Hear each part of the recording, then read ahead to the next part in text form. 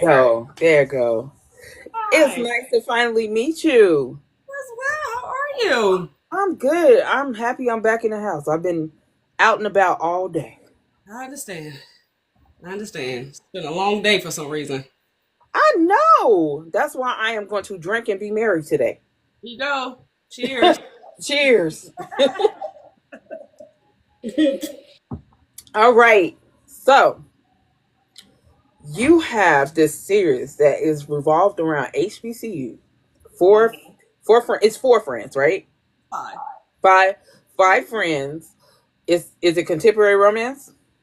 It no, it's not contemporary romance. This is more like new adult Hmm. contemporary. So it's like a more of a character series. Yeah.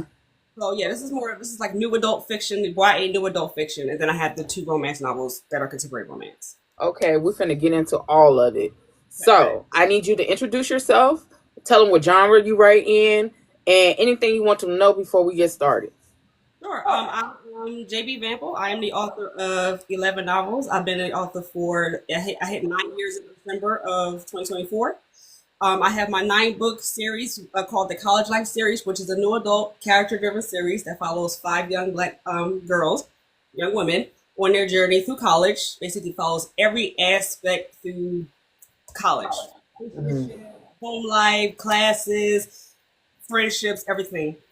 So I have that. I published that first book in 2015, and I published the last book of the series in 2021, I believe. And in 2022, I published my first contemporary romance novel called Writer's Rain. And in 2024, I published my second contemporary romance novel called Unlike Before. Wow.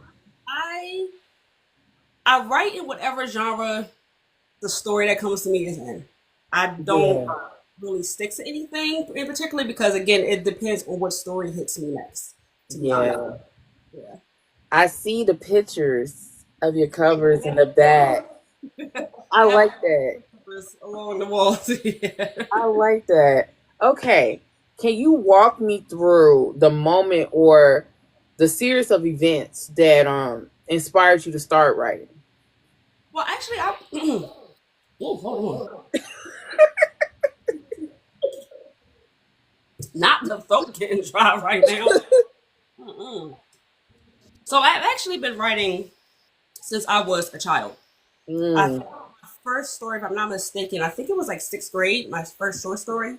And it Hmm. was something that I just did. Like I always like writing allowed me to express myself, whether through journaling or through story writing. And it was just something that was a hobby to me. Mm. Characters. And I, writing through my childhood, I wrote started a couple stories in high school. Mm. And in my last year of high school, I actually started the College Life series. Hmm. Senior high school, getting ready to graduate, go to school, or go to college that later that year. And I just got the idea to start this series because not only was I a writer, I was a reader also. Mm. I wrote stories that I wanted to read later, so that's how that started out. And through that, through 17 years old, through college, and through like my 20s, I wrote and rewrote the first couple of books of the series. Hmm. I hit like a 5 year writer block in my mid 30s, my early 30s. And in 2015, and I was like, in 2015, first of all, not only all these ideas for the rest of the book start coming back to me, but I decided at that time I came to a crossroads in my job. Hmm. And I was trying to figure out what it was that I wanted to do next because I wasn't happy where I was working. Yeah. I decided after going back and forth, do I want to go to school? Do I want to do this and that? And I was, I was having like an internal conversation with myself. It sounds crazy, but I was having an internal conversation, and it's like, you have these books, you always love to write, you do what you love, Hmm. you just have to take it serious. So that in the beginning of that year, I hired an editor to like completely help me overhaul my writing, my writing structure. Hmm. And it was like around in the beginning of that year, I made a promise to myself. I didn't know how I was going to do it. I made a promise to myself by the end of that same year, I was going to publish my first book. And Mm. then in 2015, I published the first book of my College Life series. Mm. Damn. So, as you've grown as an author, how has your relationship with writing evolved? I feel like I've gotten even closer with writing. Hmm. something I love to do, but it's even more a part of me. Like it's always been a part of me, but I feel like it's even more a part of me, especially since I'm grown as a writer. And the Mm-hmm. funny thing is, looking back at some of my first drafts of like the first couple of books of the series, because I Mm-hmm. still have them on a drive. Like I still have all that, so nobody can ever say this wasn't mine. This was all me. I have all my early copies and everything. And Mm-hmm. just to see the growth, not even from like the first couple of drafts to when I decided to actually publish a book, but even from like first book through my latest book. Mm-hmm. Like just to see the growth in my writing and that I'm more connected to the writing and more connected to the characters and the stories that I create is just I feel like it's just I'm closer with it. And Mm-hmm. I always say that even if I never, and I'm not there, even if I never publish another book, I would never start writing because it's part of who I am. I feel that. What lessons what lessons have you learned along the way that continue to influence your storytelling?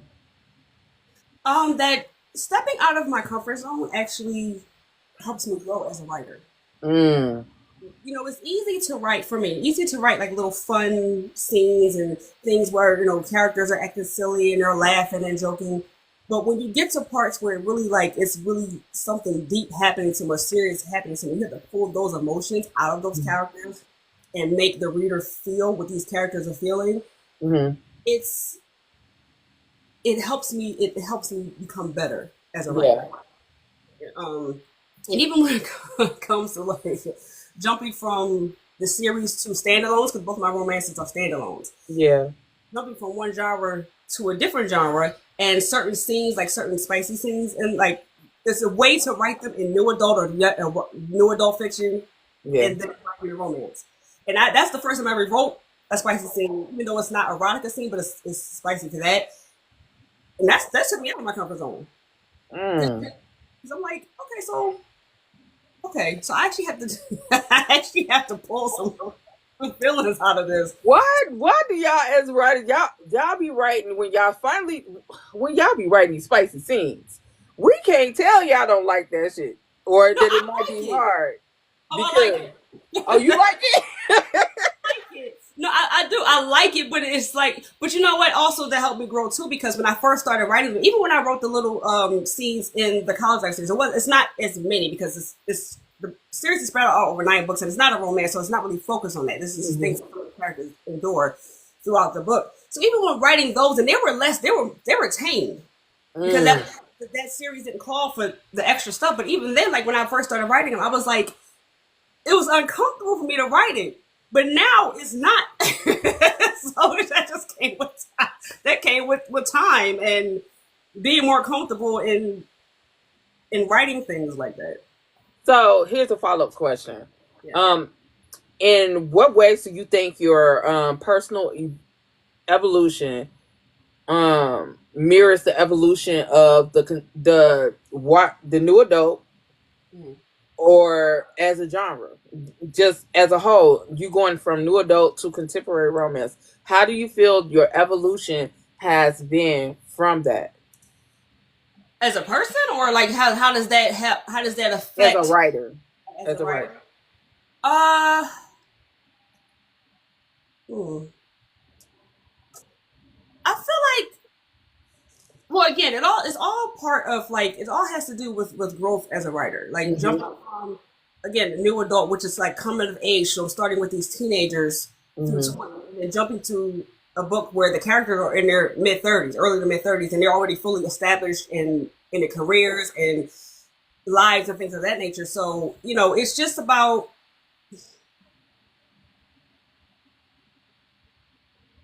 I feel like me writing the series and taking it from first book to 9 books and having these characters and writing these characters growing up over time, it wasn't that difficult for me. Like it helped me evolve as a writer also because I'm starting from writing teenagers to adults. Mm-hmm. And so writing it, so me jumping from 20s to 30s and like mid 30s, late 30s, it I don't think I would have been able to do that if I hadn't started where I started as far as the series is concerned. Mm. And then I also understand.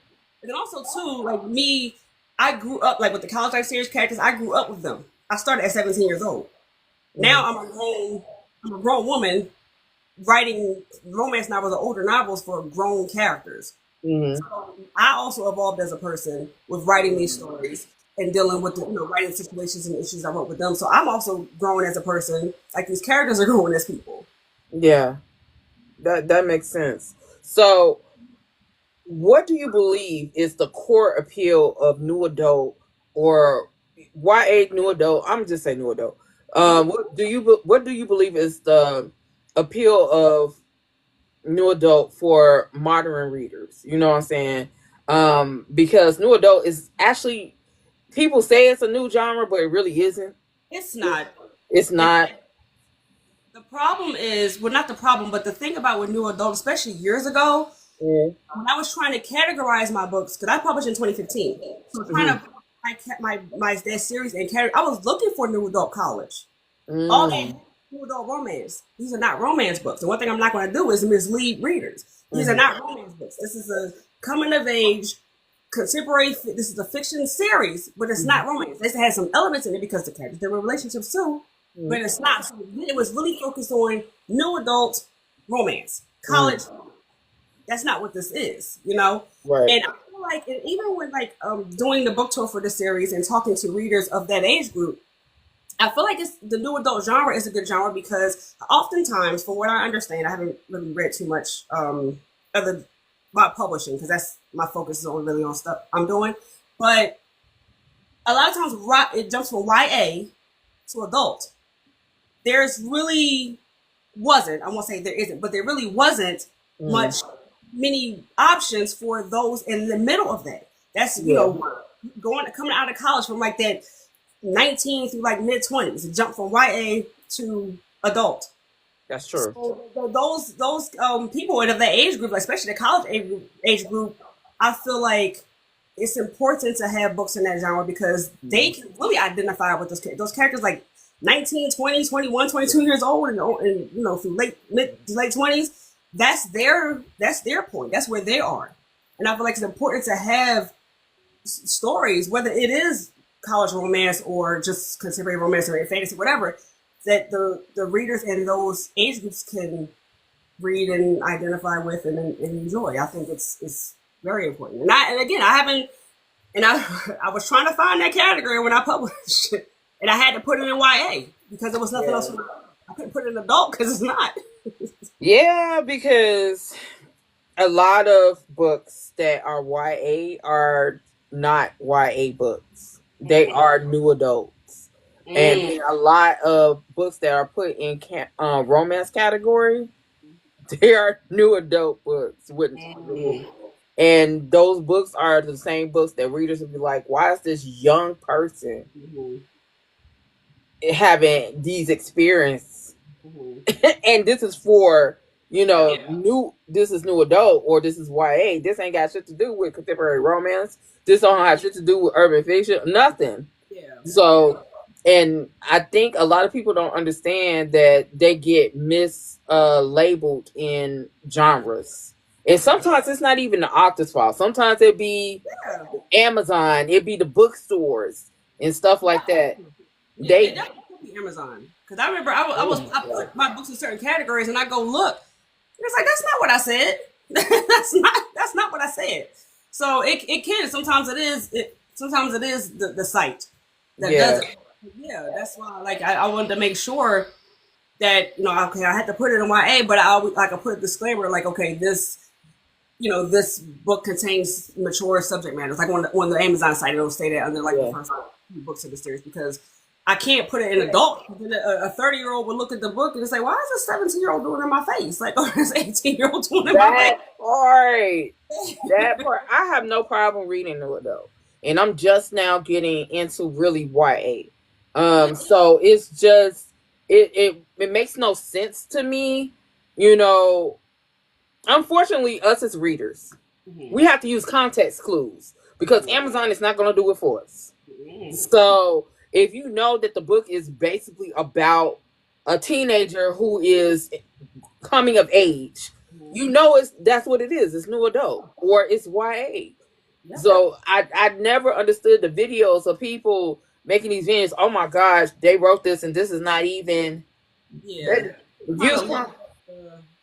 You can look at the description and kind of tell Look, what. use context clues because some of y'all be trying to get those viral moments.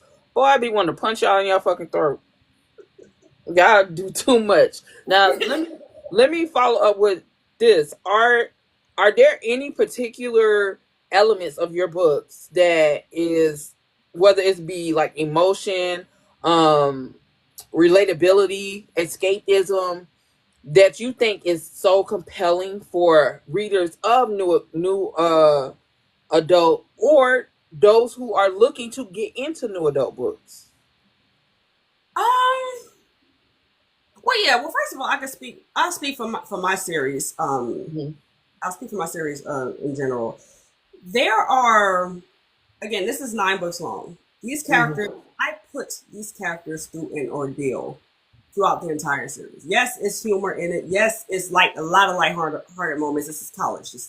I try to explore all aspects of it. The fun, but there are a lot of heavy scenes in this book. There are a lot of, I think, in what I've been told, realistic situations in these stories that could Mm. happen or have happened to readers of that age group. And I like to because they're the series has well, there are 5 main women, and then they have 4 guys Mm-hmm. in the story, and they're each different in personality and the way they handle situations, their upbringing. So I feel like when it comes to at least that, there are different perspectives on how things are handled that these Mm. characters are dealing with. So somebody of the, like, say, 20 years old may deal with, and I don't want to spoil it, really, whatever. They may deal with an unplanned pregnancy or teenage alcoholism or something like that nature. And each character, they handle things a certain way. And I Mm. feel like if maybe a reader of that age, maybe they may be going through something. And I'm not saying, oh, noise. I'm not saying that it's they should handle it or had handled it the way the characters do. But I feel like it may if they maybe they can't handle it or they don't know how to feel. Maybe reading what a character's dealing with maybe may not make them feel so alone if they feel that. Yeah, yeah. So I feel that. Yeah, that makes sense because back in the day, everybody had the Babysitters Club. yeah, I remember I Mhm. read that. Or Goosebumps. Those were the books that we read. And in the 90s, it was like Omar Tyree, it was Sister Soldier, Terry McMillan.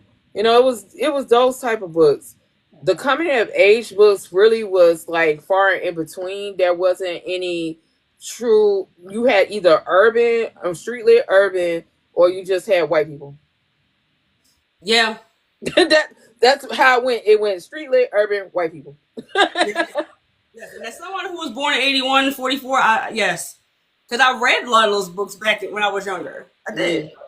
Mm, And it really wasn't anything in that, in between. It wasn't in between. mm, What I'm trying to say. So I feel like now, then also like sometimes for me, like I know for me when I read, you know, it is escapism, but sometimes things that a character may go through, if you're like I said before, like if you're going through something or could be going through something that they're going through, sometimes reading it and getting a different perspective on things yeah. help, because I've had readers tell me that one of the characters, how she kind of handles her friends and handles situations. When she was reading her, she was like reading her and seeing how she acted and behaved and seeing how her friends kind of like was not feeling it, kind of like tell her about herself. She said it really made me reevaluate some things. Like, cause I can identify with this character, but maybe maybe I shouldn't be doing as much as she's doing. So it's not only is it escapism, but I also feel like if the characters are relatable to you and some of the things they're dealing with are relatable to you, that's also a huge help. There is this prevalent like perception that new adult contemporary romance is dominated by white authors Mm, and their narratives. mm. So how do you see um this perception evolving? and what changes would you like to see in how the genre is defined or consumed? Well, first of all, I was saying I'm pretty sure, like, hmm, it's like when people say there's not, or some people say, well, there's not enough black romances, or there's not enough black this or black that. They are Yeah, just not. You're not looking for them. They are. I'm pretty sure I'm not the only author who has a new adult or college books yeah, out. So we're here, but I feel like you said, it's a lot of white centered. So they're not going to look for us. They're just going to come on here and say, "Where are y'all? yeah, Somebody give me recommendations." But okay, but if you really want to find this, we are here yeah, doing it. And I'm not saying that I want to go into, or because as far as like trying to get more black, even new adult, like black new adult fiction in more like out and open. hmm, I'm not saying I want to go to a trade publisher and say you need to do this, because you know what, y'all should be already doing. You should be being more inclusive with black stories and of all genres, of yeah. all. We write in every black writers. We write in every genre. Facts. So I don't want to go and sit at somebody's table and say, "Well, here you can sit here," but just no, I'm good. I just want people to, or readers to know, who's looking for that we are out here. Yeah, yeah, Our content, unfortunately, is not being pushed as much. We're not being put on shows, but we're out here and we're marketing and we're pushing for it. And yeah. I just would, like algorithms to work for us, and, things of that nature. But I feel like self-publishing, like for me, I'm indie, so it's changed. It's changed a lot Mm, tremendously. Even back in when I was just writing in my 20s, so when I published in 2015 to now, I feel yeah, like you're getting more respect now, but you still have those closed-minded people that's like, y'all not real writers, or y'all took the easy way out, or whatever. So a lot of us who are writing these stories, these new adults, these different genres, we're indie, hmm, because you try to go to a publisher and they'll say, well, this is not right for us, so that's okay. yeah. That's okay. But a lot of us who are putting these stories out, as far as I understand, for what I've been seeing, a lot of us are indie because we're like, we're going to put it out regardless. And we're here. You just have to find us. I just got to telling my friends that I had went to Barnes and Noble today with my daughter, Mm-hmm. and the thing about in Chicago, because we are so diverse here, the Barnes and Noble has, instead of having an African American section, they just have the black authors mixed with the white authors in Mm-hmm. their genres. Yeah. And so the authors you're looking for are like right there. Yeah. Like and I saw that one book like Onyx Storm Mm-hmm. that everybody was talking about. It was plentiful, but the black author that I came looking for, his book was sold out. Yeah. So and then the only section they have that is like African American is African American classic literature. Yeah. That's a section in there. Yeah. But as far as like you guys, romance books, horror books, thriller books, sci-fi books in Chicago at the Barnes and Nobles, they are mixed in with the white authors. Yeah. That's why when I see other people making these videos saying, I hate going into my Barnes and Nobles because they don't have, because the first book I saw was a black author. When Yeah. I walked in and that table, they had black authors mixed with the white authors. Yeah. So You, I see, and that's why I'm like, I it's don't not. see. Yeah. I Because just I've had a couple books. When I did signings, they will put, like, the Barnes Nobles I worked with that did signings. They will put my books on the tables with everybody else. I Yeah. saw a lot of y'all, a lot, and it wasn't even for Black History Month. It's just that's here. That's what Yeah. they do. If you write romance, you're going in the romance section. Yeah. If Yeah. you write fiction, you're going in that section. Yeah. So I. Yeah. I might be going to the store like before, like with the bookstore, order books for like a book signing, and I'm Mm. going to be nosy. They'll be right on the shelf with the other rest of the books. Like, it's, I saw Nikki Payne. I saw Terry Benton Walker, even though that shit was sold the fuck out. Yeah. I saw Kendi Ryan. I saw N.K. Jensen, Octavia Butler. I saw all of that throughout the whole store in their sections. Yeah. It was filled with black authors and mixed with white authors. So it was just, it's be shocking to me sometimes when I see, certain Barnes and Nobles, they don't do that. It'd be like, Some don't.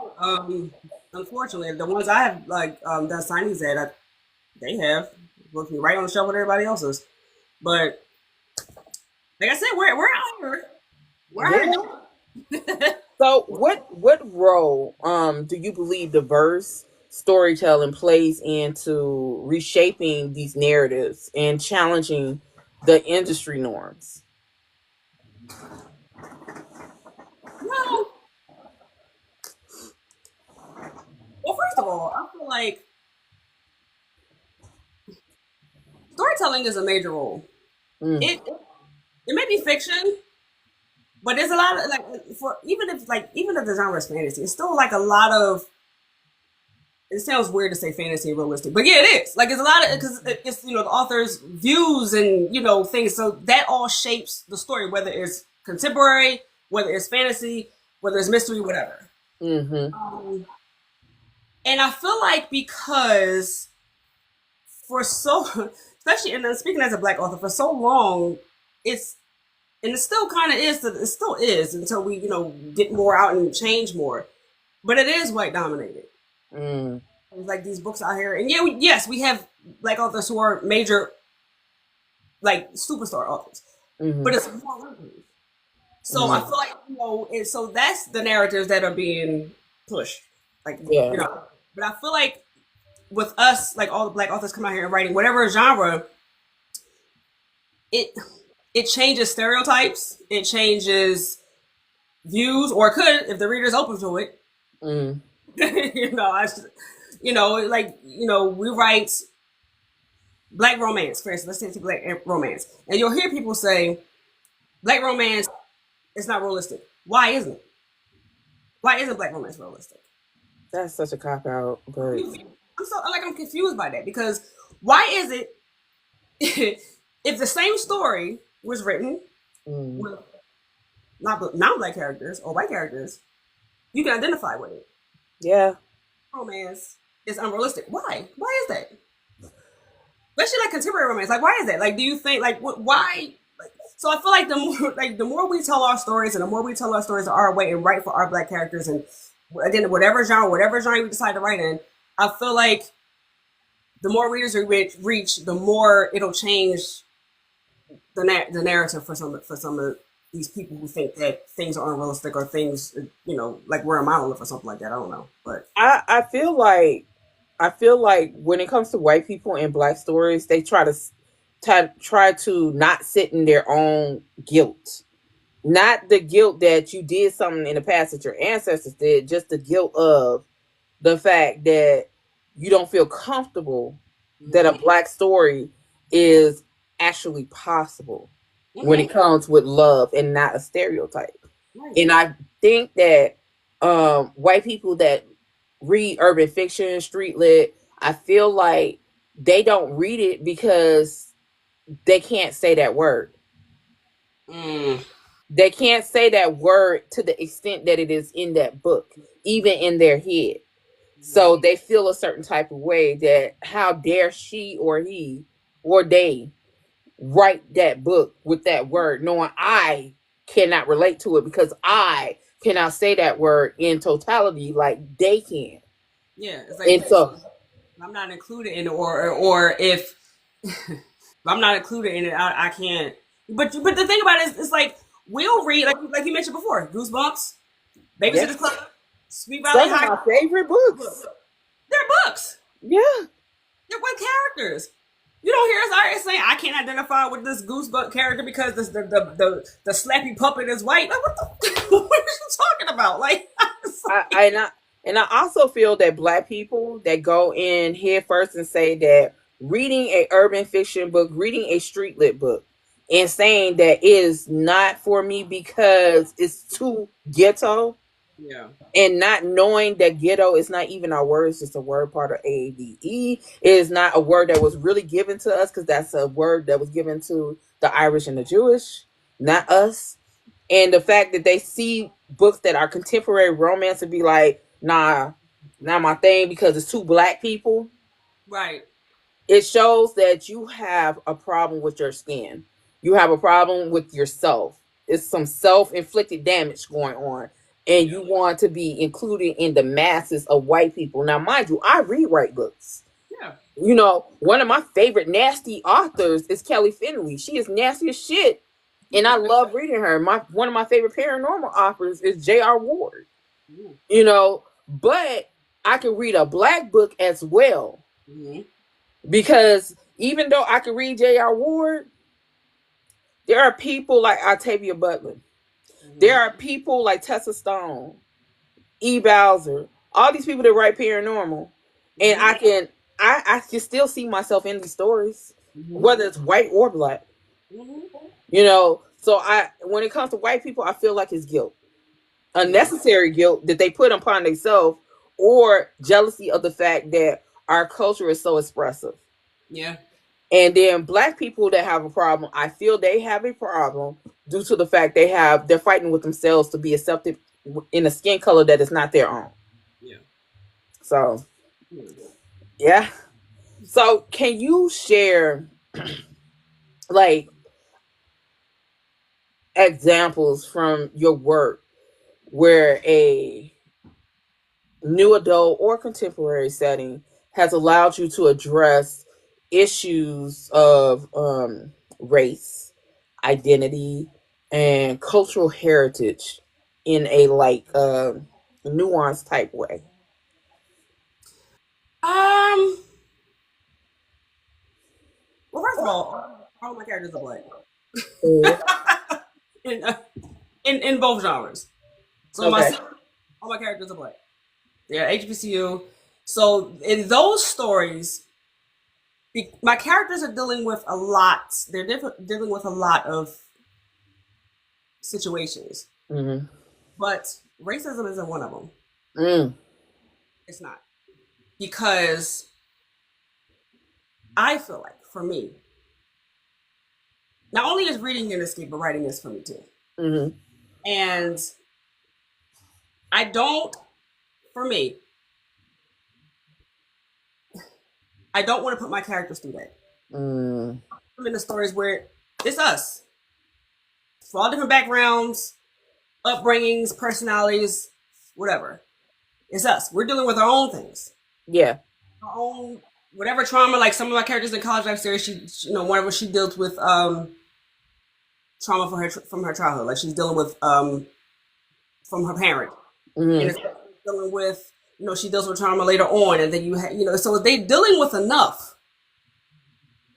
But for me in my stories, I'm not. Racism isn't one of them.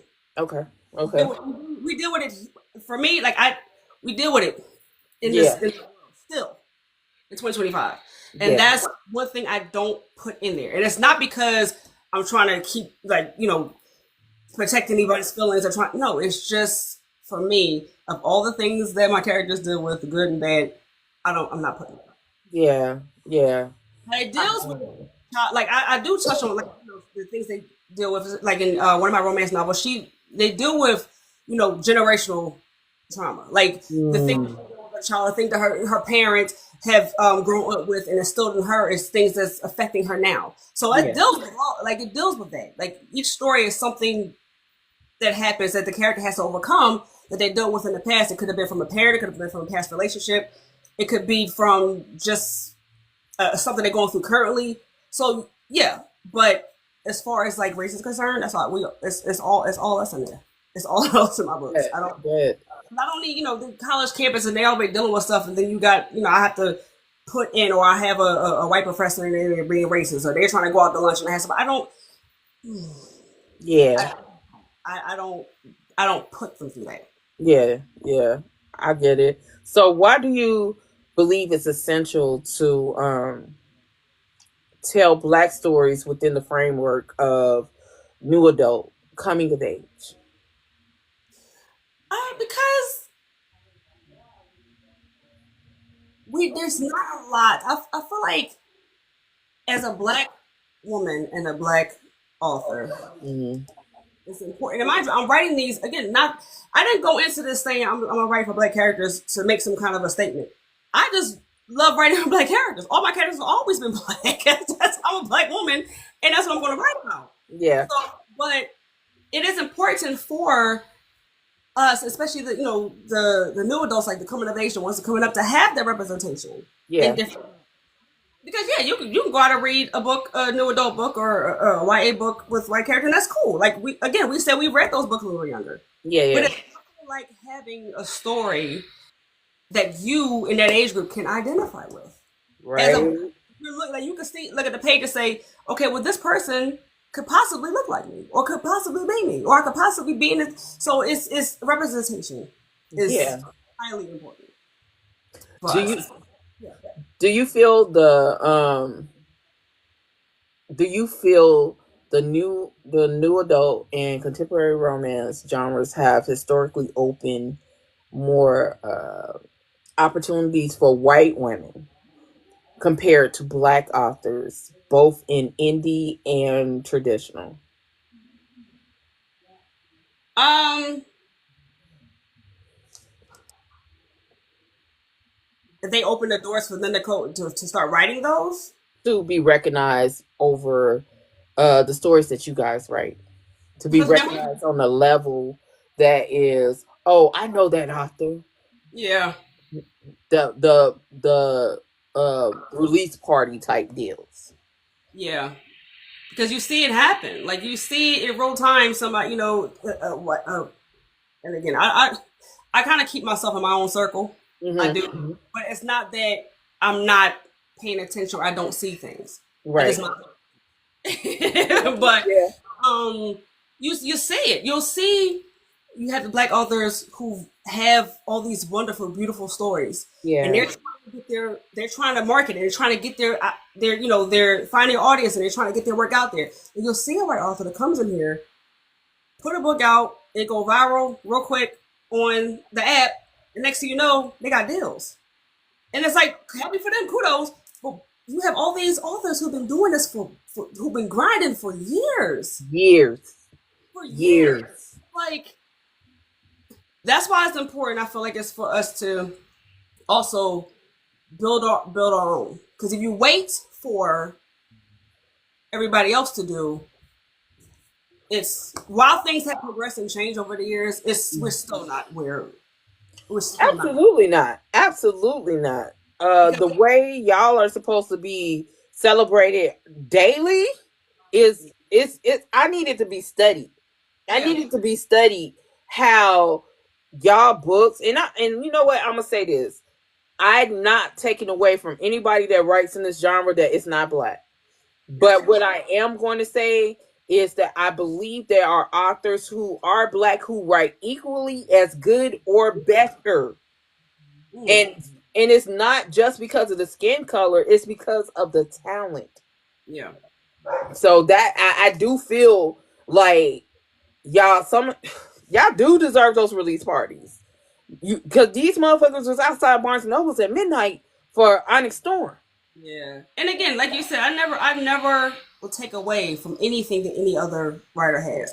Their career is their career. Their success story is their success story. And a lot of times we do not see what happens on the back end. Even for like Yeah. us, our own, like the black authors, you may new author may come in and see another black author that has all these accolades and everything, and they're like, oh my god, I'm not doing as well, but you don't know what this. Yes, they have it and they deserve it, very much Yeah. deserve it. You don't know what they went through in the back end. You don't know how many years of disappointment they went through, how many struggles they went through, how many books they had to start over and scrap. You don't know, so Mm. you don't. So I would never take away from anybody else's success, but you do have to admit that it is the playing field is not level when it It is comes to not level. Whereas their playing field is a straight line, ours is filled with obstacles yeah, every which fucking way, and some we cannot get over because we need help, and the help is on the other side, but they're not willing to help us. yeah. So, so tell me, in your opinion, what steps could the industry take to foster a healthy and inclusive environment that supports diverse voices. Well, first of all, I feel like it should not be a catastrophic event Yeah. for a publisher or a publishing house to say, we're going to now open up diverse voices. Mm-hmm. Shouldn't take for something like that because that's what happened in 2020. That's what started happening in 2020. Yeah. Yeah. That unfortunate, situations happen, and the next thing you know, everybody's own voices and everybody's diverse. But y'all, this is something y'all should have been doing. Why does it have to? We have to wait until something happens for everybody to say, "Oh, you know what? We should probably include y'all." I want it to be. I That want part. if you're going to do that, be genuine in it. Number one, Mm-hmm. um, and yeah, be consistent and really, really open it up for more. Don't just say, you know what, we got 5 of y'all, we done with y'all. That's it. We got 5. We're gonna put it out, and then the rest of y'all figure it out. If you, like really, and I'm not in trad. I've never been in trad. I've never been traditionally published. So I cannot speak to ins and outs. This is just what I'm seeing. Yeah. I would never. I can't speak to something I don't know, have not experienced. But it. I feel like if they're going to really expand their genres and expands their, try to expand their reach to pull in more Black authors, it has to be genuine. That cannot be just for Black History Month. Girl. Yeah. We're going to open this up for Black History Month. What about the other months? Like, we're Black 365, 24/7. Girl. It's the way that shit just at this point I'm not even shocked no more. At first it was, damn, why the fuck? But now it's like, here we go. Yeah, it's like you know what's coming. Oh, this February I'm going to read, and then cool. If that's what if you want to expand your reading to include that's fine. It is what it is. But again, it's like, why? That's like the dumb bitch, stupid bitch, silly bitch, one fish, two fish. This bitch said interracial romance and didn't have one Black author. And Black people write interracial romance. This is Black History Month. You as a Black woman only showcase white authors with Black hair. Wow, and do it well. I know, like, I don't know them personally, but I follow several of them on here. Like, yeah, writes amazing. Yeah. Jesus. And that's the thing that we're talking about. But first of all, not only was that dumb, because why would you include, if you're going to do the haul, why don't you make sure the authors are Black? Why don't you make sure they're Black first? But again, why are we just waiting until? It's like you said, it's not shocking. It's not shocking. And for those who want to expand, if you feel like you want to take this month to expand your readers to Black authors, okay. Again, I'm out of my business, but it should not. Again, this is going back to what can traditional publishers not wait to do it on certain times. If you're going to do it and open it, leave it open. Leave it open. And just give us the same opportunities. And again, there are Black authors who have those major deals, and I love it. I love it. I love it for them. But the thing about it, even with those major deals, they are still getting the back end of the respect due. Yeah. Kennedy Ryan, Tony, I can't remember her name, the one that's coming out with the children of Eddie, I don't remember pronounce her name. I know who you're talking about. I know it's Tony, but her and so many more have got these traditionally published deals and even movie or series deals, but they don't get the full respect as they should, as someone like J.K. Rowling's, who they bent over backwards for, and this bitch is detrimental to fucking anybody as a woman possible, but she gets the respect, and even as and it's like a double-edged sword. You're Black and you're a woman in the industry, and I have noticed that the traditionally published industry is white male dominant. Even the women who are white women within that industry still don't get the respect they deserve, but they will get more than a Black or a POC person. Yeah. Which is crazy to me. And that's the thing that, we have to deal with. And again, I'm not trad, I'm Indian. So it's like, that's what they have to deal with. And then people act so shocked by it. So They have this, but you have no idea. We have to work as Black people have to work 10 times harder just to be Yep. half. Yes, As, ma'am. and it's not fair. It's the cards we've been dealt. We do Hmm. it. We show out. We do it. Okay, that doesn't make it right. Nope. And again, don't if don't come with we have a diverse voices category in February. We should have been doing that. A week off of February, we're gonna put out Black authors on the show on the tables. We should have been doing that. We should have been doing that. But Your work, it highlights the strength and depth of friendships amongst Black women, Black men. Why is it important for you to showcase these relationships in a positive light? And what do you hope readers um take away from these depictions? yeah, because again, there's a lot of stereotypes out here when it comes to Black friendships and relationships. It's not from everybody else looking at it a certain way. Yeah. And like in my stories, the friendship they may argue, they may Hmm. cuss each other out because family cuss each other out. All But day. the friendships that I write for these characters, they're strong friendships, Hmm. especially like Black women and men. Strong friendships are important because you can have family, but it's not like a sisterhood or brotherhood you built with somebody that a brother or sister Facts. or another. Facts. That's a different type of that's a different type of family. And Hmm. I believe in showing it in a positive light. Again, they will fuss and fight and argue. In my college life series, my readers will tell you these girls will cuss each other 4 ways from Sunday, but they love each other and they're there for each other. And you can't. It's like family. You can't cuss them out. I Right. can. I Right. love them, but you cannot do that. They show up for each other. They stick up for each other. They love each other. They're there for each other. And I feel like that's important because Yeah. oftentimes I feel like people from outside see, well, that's why Black women and men can't be friends, and Black women can't be friends with each other. Like who said that? Who said I'd that? like to know. And I, I have close family, close friendships, and I want to make. It's important for me to write that. Also, relationships, black level relationships. Yes, relationships are not easy in fiction or in reality. You Yeah. go through trials and tribulations. At the end of the day, it's for like my romance. It's important for me to write that the Black men are not afraid to show their affection and their love for their woman. They're Yeah. they're not afraid to tell them how much they love them. They're not afraid to be vulnerable in Mhm. front of them. And Black women are not afraid to, despite what they went through in the past, to let these men. They trust these men, and they allow these men to. I don't want to say be men because no, but like To give them a if safe space. they're safe space. They feel safe with them, Yeah. just like the men feel safe with their women. Mm-hmm. have Mm-hmm. we have healthy relationships. We have healthy friendships. We do. Yeah. And it's important to I feel like it's important to display that in books and in film and everything else. So Yeah. it's a representation for us. Because I everybody we don't have nothing. true. I just feel like, I love a book that has a Black man vulnerable. Yeah. That he's safe enough to be vulnerable. Yeah. That is a good book for me.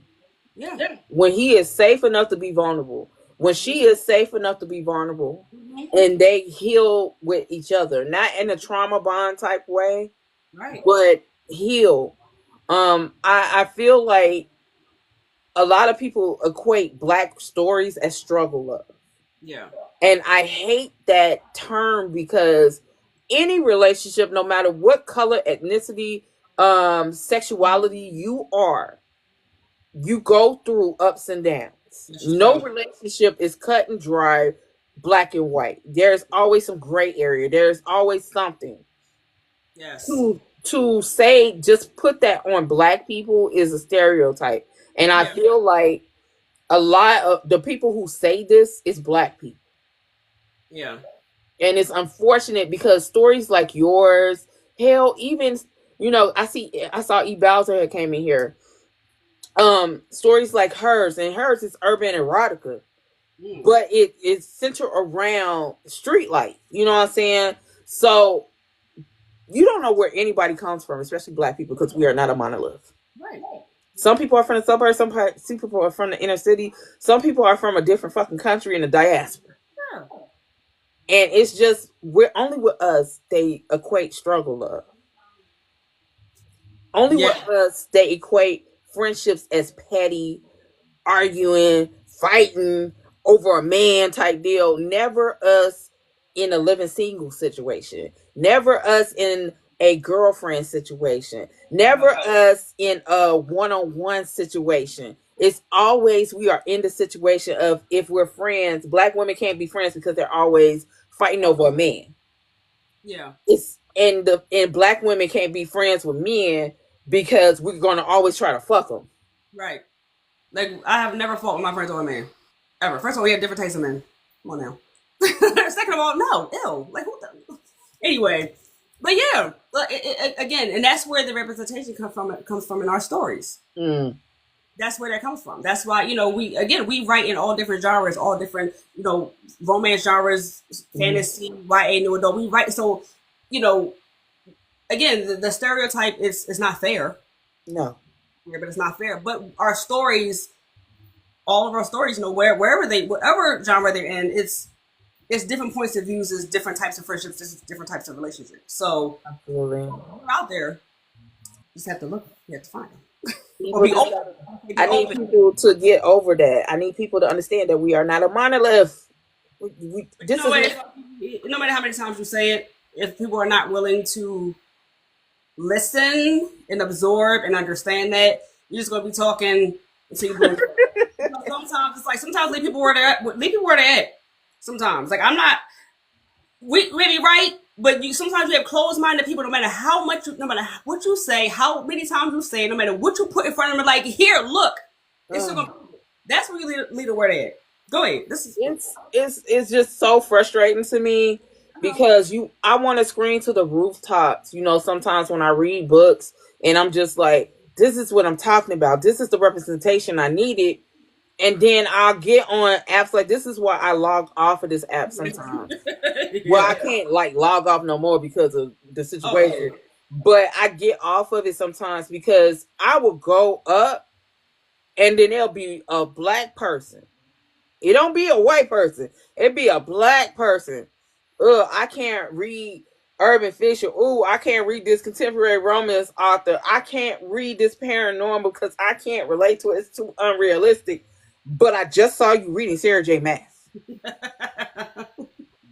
I just saw you reading Sarah J. Maas or Colleen Hoover. Yeah. I just saw it. So it makes me now I understand why Harriet left some motherfuckers. Because some of them, I swear, they needed to be left. Yeah. And the thing is, like, as an author, I don't really, say much when it comes to readers and I stay out of reader spaces pretty much. Unless somebody tags me or something, I really don't get so. I mean, I see the videos, I see them, but I never engage with anything because as an author, I stay out of reader spaces just like we want readers to respect our boundaries and spaces too. So I see those. The thing I would say is this: you cannot prefer something. That's okay. But you can do it without bashing the other. Like, you may not like fantasy. That's okay. But you don't have to get online and say, well, fantasy is this and that. That's why I don't read it. Just don't read it. I don't like contemporary romance because I don't like slow burns because of this and this. That's fine. Then don't read it. You can dislike something without bashing it. It's like the whole author like indie versus trad thing. Oh. If you prefer to be trad and that's what you want to do, that's cool. I hope you fulfill all your dreams. You can do that. You can be for trad without trashing indie authors and vice versa. It's okay that we all have. Listen, we're all free. We have free thinking minds. We have differences of opinions. That's fine. It's okay if you don't like something. It's okay if you have a but you can have it without bashing the others. Yeah. That's what I take away. Like, my romance novels are slow burns. Some people don't feel slow burns. I'm cool with it. It's not going to change how I write my books. Never going to change how I tell my stories. But I'm okay if you don't like it. But people don't even understand what a slow burn is. Yeah. They don't even get what a slow burn is. they will say a book that is not a slow burn because it doesn't get to the point in the first page, damn near the epilogue. These motherfuckers have said that is a slow burn. Yeah. So I don't take people word about shit anymore because I have been always disappointed because people will say things out the side of their asshole and then try to say, this is the review because this was a slow burn. Yeah. Then you read the book and you like, bitch, this was not a slow burn. What the fuck is you talking about? Yeah. I Some, mean, the age of the internet has fucked a lot of people up. oh, it has. Mm-hmm. I will agree to that because coming from a time that I came from a time where it wasn't. Let's say, Me I too. don't know my age here, but I already said my age. But like, it is because we would read things and do things and just go about our day. And even back with like MySpace and stuff, it wasn't that deep. It Now was. I feel like now it's giving a lot of people what do you call them, internet, whatever they call it. But also I feel like some people do things just for engagement. Sometimes Yeah. it's engagement. And you have to know, like if somebody get on here and say urban fiction ain't a bunch of nothing but a ghetto thugs and be it's like I'm so over it. okay, or slow burners. If they not having sex the half of the first chapter, then what's the point? Okay, it's like it's too much of that, and that's why like my advice is like all the writers up and coming. You have to know when to tune that stuff out. Yeah, yeah, You online and you get on threads, and you get on TikTok, and you keep watching this stuff, and you keep reading this stuff, and stop. Stop, please. Can y'all stop writing books in third person? Can y'all stop writing pregnancy books? Can y'all stop writing this and that? And if you're writing those things, if you're not confident or you're not, not equipped, but you're not able to tune that out, you may start to question what you're writing. And you yeah, can't because everybody has an opinion. Again, sometimes it is rage based, sometimes it's just for it's engagement bait, and sometimes people are just got them little stupid. Sometimes they've got them opinions, but you yeah, have to, as a writer, confident in your story, and you have to love. You have to love your story. You have to love what you write. Because I write in third person. I've yeah, always, and I don't see myself changing that. But if I scroll, if I let that stuff affect me, and I see a bunch of people, oh, because y'all, for the love of God, can y'all stop writing in third person? I can't read that. I would be like, well, what's wrong with that? Nothing's wrong. That's just what they prefer. And again, you can look on Amazon or Barnes Noble. You can't be shocked by a book written in third person because a lot of books have what do they call it, previews. You can yeah. tell the first page it was going to be first or But you third. know what? And I'm gonna answer this real quick. Shannon, I was not talking about you. I know, even I'm that way. If the shit is not going within 15% of the book, I'm out of here. That's That's a slow burn for me. that's You fine. know, I'm talking about the ones that it gets to the fucking first page and they expect motherfuckers to be whipping out dicks and eating the meow meow off the rip. Like, I mean, that's an erotica at that point. That's what you're looking for. You in the wrong genre. Yeah. But So again, that's it's all for preference. It's all in regard like it all has to do with preference. My romance novels, both of my romance novels, top over 300 pages, about four something pages. I know, like the readers who read like, do you have someone will say it was too slow for me or it dragged for me, and then you have someone who will say everything. Everything went perfectly. Everything moved the story along. So it's all about preference. This is why yeah, um I don't like. I'll look at reviews, but I don't yeah, because what one person likes, the other person may not. Some people like so I like a good slow burn. mm, I write slow burn books. The book I'm working on now is going to be a slow burn. I didn't mean it for it to be, but it's going to be. mm-hmm. And some readers like that. They like the pacing of the book. They think it was great from beginning to end, like engaging from beginning to end. If you have someone will say, "Oh, it was too long," okay, I thank you for reading. I appreciate it, and that's okay. That's okay. That's fine. I came into this knowing as Mm-hmm. a that you can't please everybody. Yeah, Everybody's going to like your book. Not everybody's going to like the way you tell a story. Not everybody's going to like your characters. You cannot please everybody. I don't try. I write how I write, how I want to write, and I write the stories that I want to write. Fact. And if you love them, I love you for it. If you read it and didn't care for it, I thank you for reading it. I appreciate Mhm. it. Thank you for your time. But you just have to, as authors, we have to realize that you can't please everybody. Yeah. And then you know what I like is the fact that you um portray black females authentically. You don't let the internet influence how you write. Oh, no, absolutely not. So I'm gonna ask you this: how do you think the authentic portrayals of black women or black female friendships can influence um societal perceptions and, I don't know, empower readers, uh particularly young black women, with your books? This is, I would say the same that I said when it came to the portraying black friendships, the Mhm. black relationships in a positive manner. You Mm. know, it will portraying these characters this way, being black characters and being authentic, like the women being authentic into. It. See, I'm someone who really doesn't. I don't care what other people say. Yeah. It's Yeah. like I'm one of those people that's like, if somebody says they don't like me, I'm like, that's your problem. I don't care. I write them. They're important because, again, for those who are looking for, I guess, to find some kind of identity or relatability in the stories. Yeah. Important to write to it's important for those us to write those and for us to put those out, because Yeah. you never know how a character will touch a reader. You never know how a situation that a character's going through will touch a reader. Yeah. If relatability is important to me, as far as like I hope that my readers can relate to at least Yeah. one. Again, I write the stories, but I don't. I write what I want. But of course, as authors, we want our readers to connect with Mm. the characters and the story. We do Yeah. want that.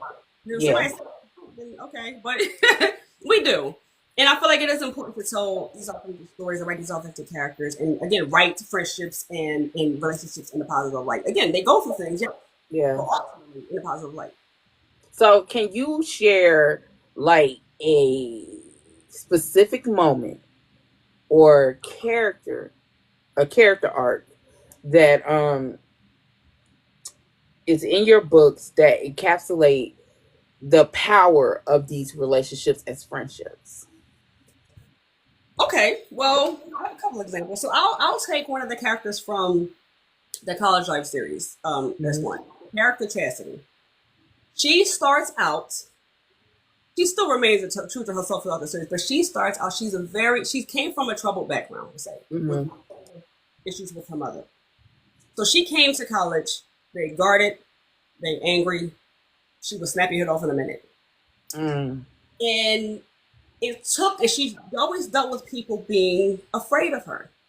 When she comes to this school and she meets these other crazy characters who are not afraid of her and who are like along the lines of, I'm gonna sit in your face and we're gonna be friends. I don't care what you're talking about. And no matter how many times she tried to push her away, no matter how many times she cussed them out, ma'am, what you wanna go to lunch? And and so it took her, their friendship helped her learn to open up more, learn that Mm. there are people that she can trust, learn that there are people that are in her corner, that she's not alone. Mm. And ultimately that helped her grow as a person and grow into the adult that she always still had that fight. Like Chastity, even from into the last book, the characters always remained a version of themselves. But with the friendship that they shared and the things that they went through as a group, Mm. it helped them grow and change them and helped them realize that, I had people in my corner, even when I Yeah. didn't. And then I'll take my first romance novel, the character Rain, in Writer's Rain. She was someone who has a good hair on her shoulders, well put together, but she's someone who did not know how to express herself emotionally, and that had to do with her upbringing, what was instilled in her. So she was Mm. guarded, and like, no matter what she went through, it's I'm fine, everything's fine, I'm cool. So she always hid herself. She journaled it, but she hid her Mm. feelings, and it took really not only the growth in her friendship with her friend Ava, but also the relationship with the MMC to really help her come out of that and help her learn that it's not weak to be vulnerable. Mm. It's not vulnerability does not equate to weakness. It's okay to share. There are Yeah. people here for you that you can be vulnerable with and share and open up with, and they're not going to judge you. They're not going to think you're weak. They're here for you. Yeah. So it's just the importance of the people around you that are genuinely there for you and genuinely love you and care for you that help these characters evolve. Hmm. I I just love that because especially for our young women, they don't have because of the internet age. They have a lot of instant gratification from false idols. Mm-hmm. And what I mean by that is a lot of women showing the glitz and glam, but really are not, a part of that glitz and glam, or they don't show the journey to get to where they are. Mm-hmm.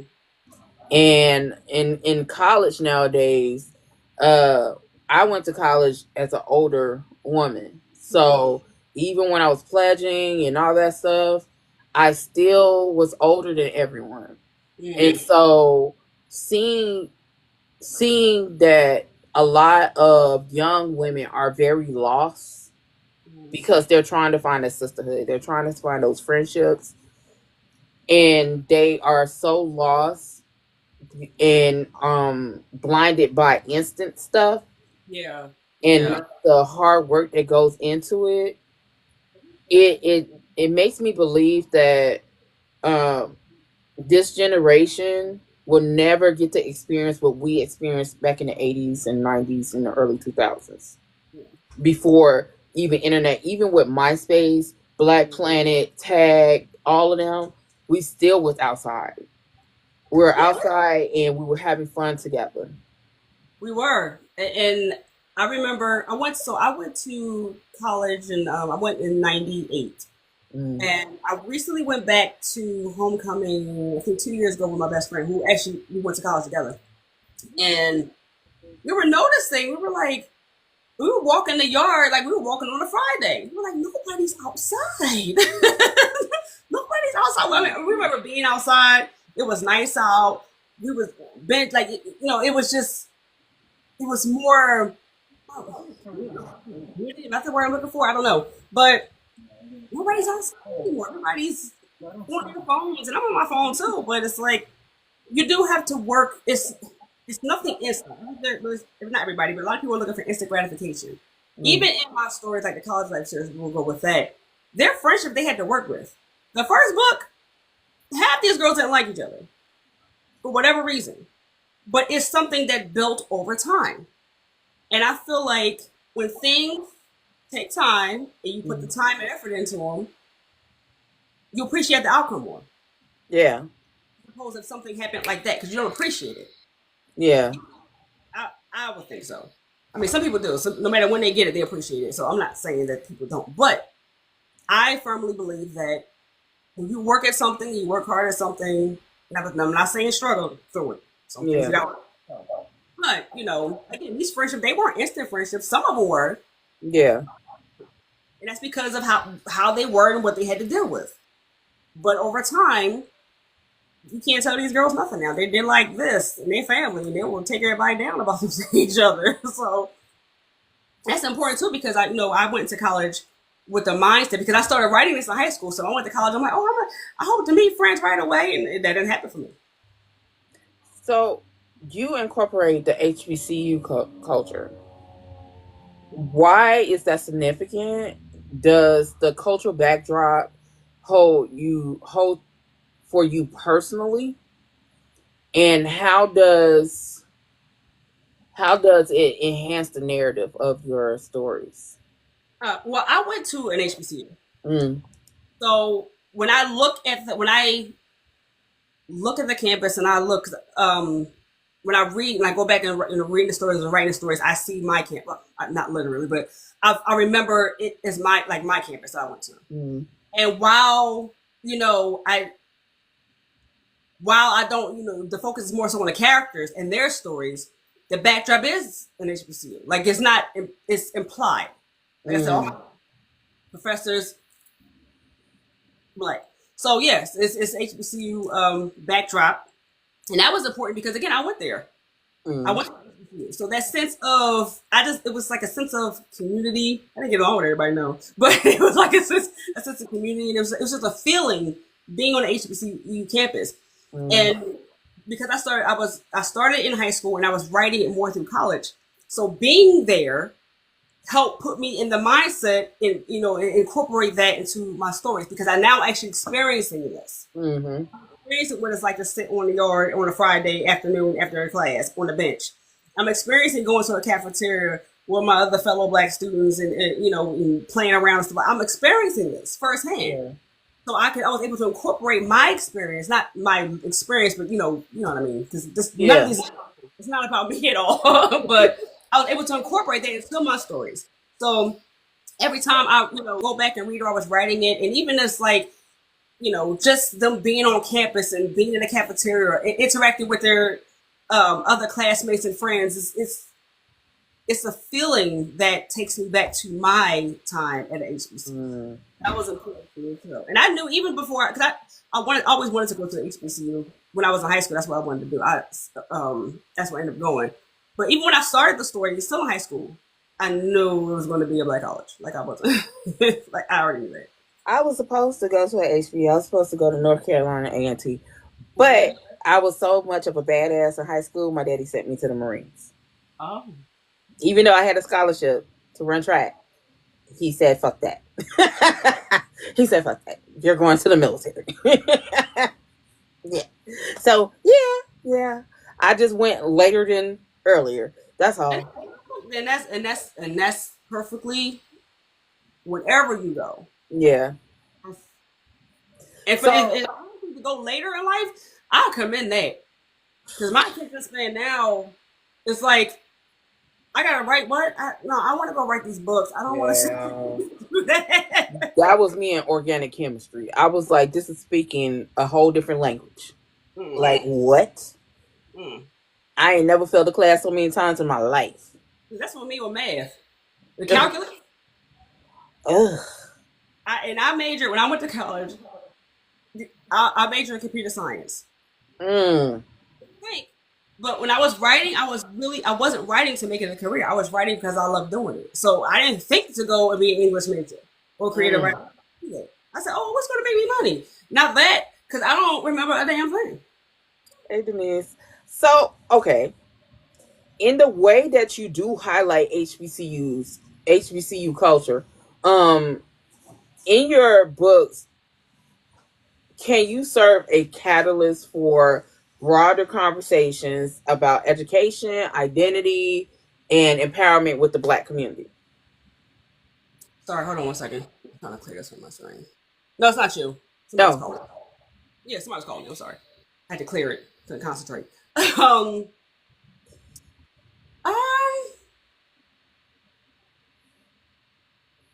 Repeat the question again. I'm sorry. I was saying, what you highlighting HBCUs and the culture that is within HBCUs in your books, can you serve a catalyst for what did I say? The broader conversation about education, about identity, like being Black at HBCU, and the empowerment within the Black community by going to a HBCU. Okay, I get it. Okay, so in the stories, one of the main things that I made sure that my characters went through and understood that their education was important. That they're going to finish. They're going to finish. I have them, doing homework, being in class, talking to the professors, doing tests. So I wanted to, like, when I mean college life, I mean every aspect of college life. And especially since these are Black college students, I not only wanted to highlight or showcase them taking their education serious. Those around them take their education serious. The professors, the black professors at their school are taking their job and their education serious. Yeah, yeah. That was one of the things, like the education part of it. Even though, like I said, the school is a backdrop to their stories, but it's also part of their story. They get an education. Some of them may not be as good as students as others. I won't say that. Some do slack, but that's reality. But I wanted to highlight how important their education was to them in their story. So have you received feedback from that, from like your readers, in regards to the reshape, that may reshape or what's the word I'm looking for? Reinforce your approach to, the HBCU culture? So I will say this: it wasn't necessarily in regards to the HBCU part, because, like I said, the school is a backdrop to their story. Applies in HBCUs, but I have had someone, and this was a piece of feedback that was damn near brought me to tears. I was actually at Howard University doing had a vendor at a table, and I ran into a reader who read, I think she read the first book maybe while she was still in high school. And she told me, she said, reading that, starting this series, made her look forward to college. Oh, shit. So, and I was having a bad day that day. Oh my God, the traffic going to DC was a mess. Oh. And it was like, wow. And, so feedback like that, and just being, I went to a black college, I think it was an HBCU or Black College Expo in Ohio one time. And this was my second year being there. And I ran into, I was at a table, and it was a black boy. He was probably about maybe 16, whatever. And he started reading the series. And he said, it inspired him to write his story. Oh. Yeah, so just that. Man. It's how does that feel as an author to hear our future, our children, our young ones tell you these stories? It's so hard to describe, because the feeling of pure, like, just joy and appreciation for hearing that. Because, for me, like, I'll speak for me. Like, you don't know who's watching. We write these stories that we love, and we publish them out there, and you hope that people read them, and you hope that people read them, they love them. But sometimes you just don't know the impact that something that you wrote could have on someone. So, we're talking to readers, and then to hear someone say that they have read your story, and every time I run into someone who said they've read my stories and they know who I am, I'm like, really? Because it's still, even I've been doing this for 9 years, it's still surreal. Like, really? Like, I'll run into somebody, I follow you on text, like, oh my God, it's like, oh, I'm so nervous. I'm like, why? Like, don't be, like, no.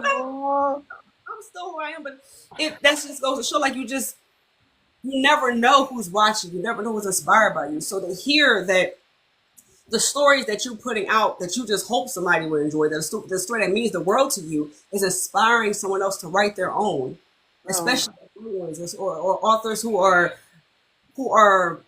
had an idea or just stopped writing or just felt like they couldn't write anything, and just to hear that something that you're doing is inspiring to someone. Yeah. It's like really hard to describe how amazing that is.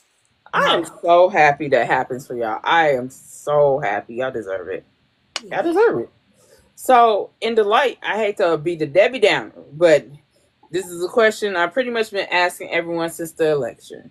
And I have done it in many different ways, but it still remained the same. In the light of today's social and political climate, do you see your writing as a form of protest or activism?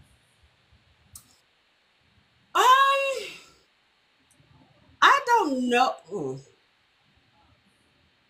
See, I don't know. I would say this. I feel like me writing the stories and putting out the characters of the storylines and the friendships and the relationships that I want and that are positive, I feel like I wouldn't say protest, but I feel like it is. I'm trying to find the right words here, and I've been sitting so give me a second. Um, it's my viewpoint. I would say Mm. that. Like I'm writing from my point of view, Yeah. and as a sign of protest, because maybe people feel like all black people are this, or they should be this, or they should write Mm. this, or whatever. So me writing how I want and the characters that I want and the storylines that I want and portraying these characters how I see fit and how I want Mhm. to, sure. Because it's I guess it's going against what they think is normal or whoever think is normal or how so I guess because every author their viewpoints or their views are in their stories. Yeah. And it is a way. It is a way. It could be a form of a way of protest. It could be a sign of activism. It could just be like I'm going against what you think is normal here. That leads me into my second question. Yeah, not what's How normal. What you think is normal. how does your work challenge the status quo, and contribute to the ongoing dialogues of being black in America, being black at a HBCU, and representation of young adults? Hmm. Again, I just have to take it back to the. I just have to take it back to my characters because in the way they are portrayed, and I feel like young black, especially with the series, Mm, younger black men and women with that in that age group, late high school, college, going into new adulthood. Um, I feel like it's these are characters and stories in a series that they can see themselves mm-hmm. in, and in some way, shape, or form identify with. Maybe not everybody. Not everybody's going to see themselves, but I Yeah. feel like it's important for our young black people, men and women, to see themselves Mm, in art, music, literature. That's important. yeah. I may not again when I started I didn't go into it thinking it. Went into this like when I first started writing, I went into this writing the story that I wanted to read. But Mm, now, as more mature and being in this industry, I understand the impact that something that I put out, something like this can have. yeah. When I've had people, ask me about readers ask me when is it gonna be a TV show for it? I hope so. So tell. Because I feel like we need and I can't say we need because I have not, and I'm going to be 100% honest. Since I started publishing, I have not watched any other college shows. The only college shows I watched was A Different World because I grew up on it. I was about to say that. Oh no, I love This World. Mm-mm. I, but you know what? I know that they wanted Grownish to be like Hillman in Mm, Different World, but it did not. It did not. It didn't do it. It just okay. didn't do it. It Okay. was for this generation, yes, Yeah. but it wasn't giving that same HBCU experience. It was giving multicultural. Okay. Okay. That's So it, one episode for it, and that was for something I had to research. But yeah, I didn't really watch it, so I really it, don't can't it really. was not. Oh, really? It no. I mean, I tried because I was like, "Oh, Grownish, this is going to be like Hillman." Yeah. No, it was more multicultural. It was Okay. like going to a PWI. Okay. Yep, that's what it was. It was PWI ish with black people. Okay. Okay. Yeah. I've heard some rumblings about things like that nature, but Yeah, it was not giving the black experience. okay. No, it was definitely not like Different World. Different World, even though there were a few characters that were not black, Yeah. but it was centered around blackness. Yeah. And I That, feel like shows that, especially like college shows. Like again, I haven't watched anything because when I'm writing certain things, I don't want that background noise in my brain because you never know what your brain can register and save. So I have not watched anything recent. Again, Different World was my show back then, so oh, that's what I'm watching, and I love it to this day. I'm gonna watch it as soon as we get off of here. Yeah, yeah, still love it to this day.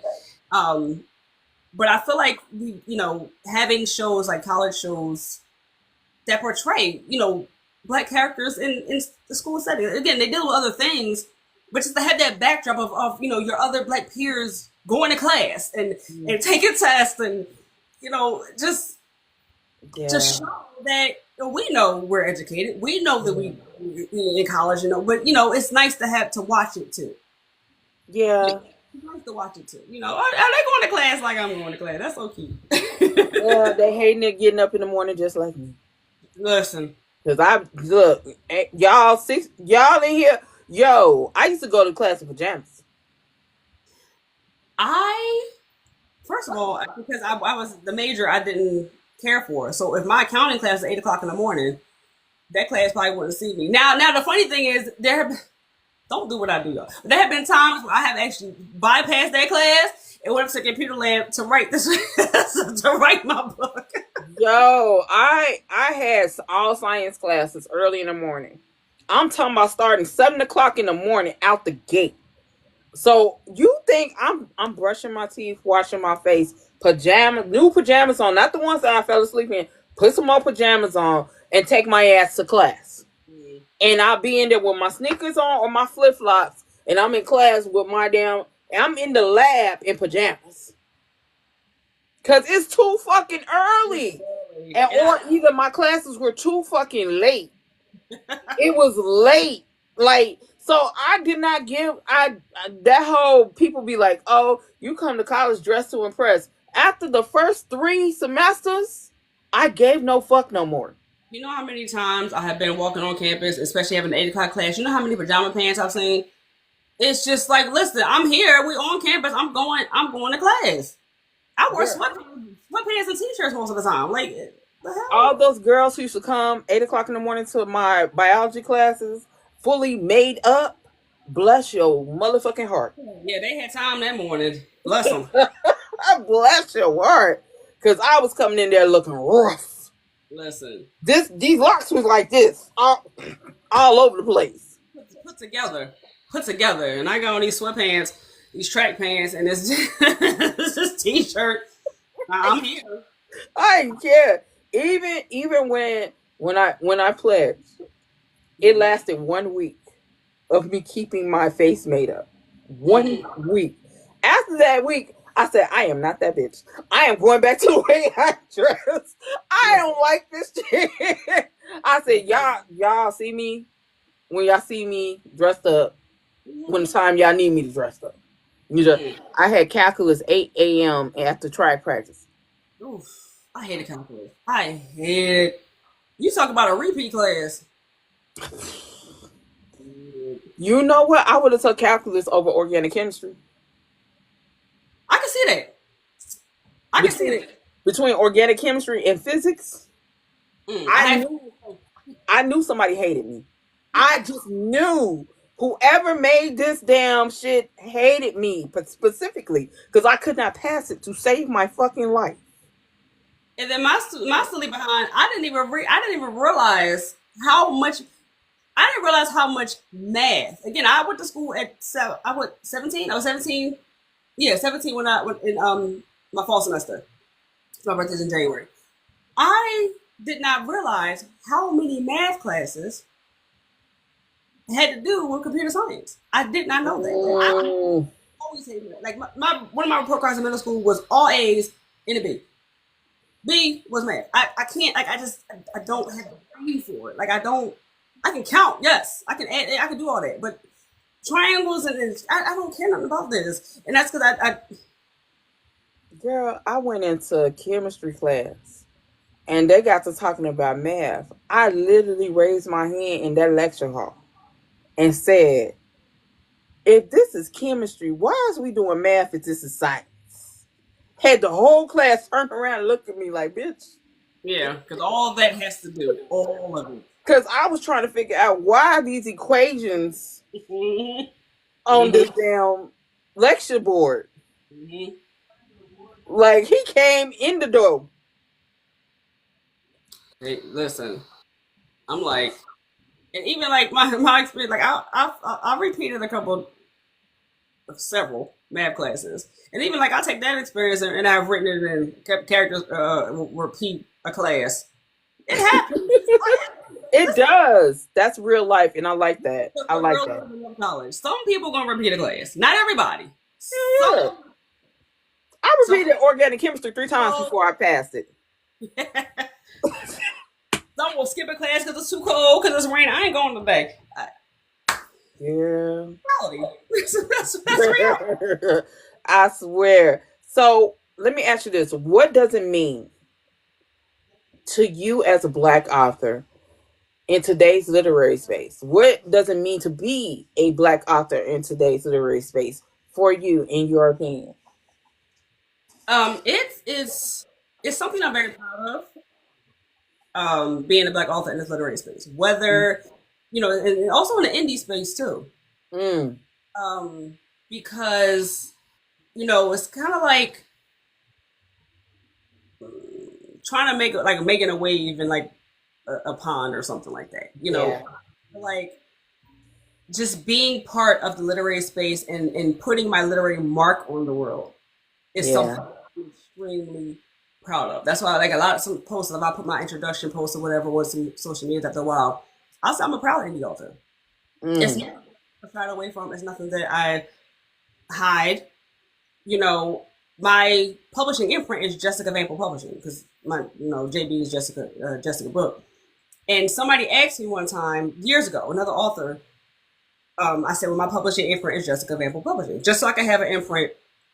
And it was like, well, how do you have your name there? Like, how would you, um, I guess something along the lines of, I can't remember verbatim, but something along the lines of, are people going to know you're self-published? Or how do you get people not to know you're self-published? I said, I don't care. I don't care about that. I don't care if you know that I'll tell you. I'll tell you. I'll tell you that. I've had my people pick up my books at bookstores, and they're like, "Who's your publisher?" I am. mm. It's like I like that. I like that. How do you balance the desire to entertain the responsibility of to educate and provoke thought amongst your readers?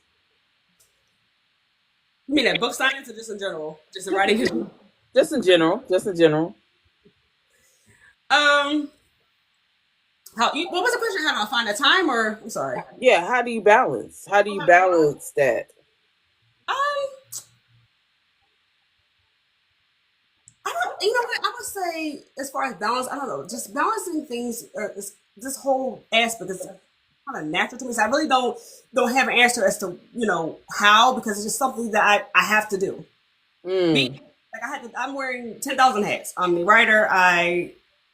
I have an editor and I have a cover designer. Yes, but I'm paying for all that, and I'm booking my own book signings and things like that. So I'm wearing many hats. So this is just something that it comes with the territory. So mm, to point or to say, what specifically how I balance something is kind of hard for me because it's just something that I just have been doing. It's like I'm on mm, autopilot at this point. When I'm at book signings and readers are coming to me talking and they're not only are they interested in books, or I may be talking to aspiring writers or writers, and then they're asking me about indie publishing, and they're asking me about the writing process. So it's like it's a lot of different things I'm talking about. So right now, like for me, it's just something that I'm on autopilot with. It's just something mm, I'm doing and I have to do because it's just me. mm. So, have there been any, like, I don't know, particular instances where um your writing directly impacted and resonated with social movements or discussions? I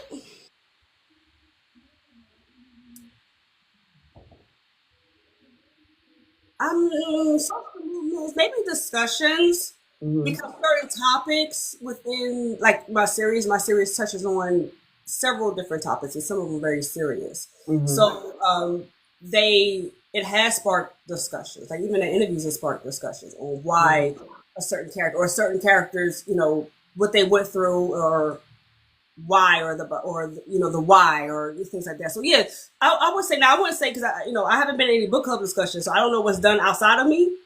But I know that in talking about my books and my the series and even the romance novels, several topics and several things that happen within a story have sparked like kind of a deep dive discussion as to Mm. what made a character act like this, or why they reacting this way. So yeah, it definitely sparked discussions. Mm. So, what advice would you give a new author that is a new black author? Nothing against you, white folks. Once again, this ain't about y'all. Don't center yourself. But what advice would you give a new black author, male or female, about coming into the indie world or just coming into literary as a whole? What advice would you give them? One piece of advice that I stand by and is to for them to write the story that you love. Mm, Write the story that means the most to you. Do not come in.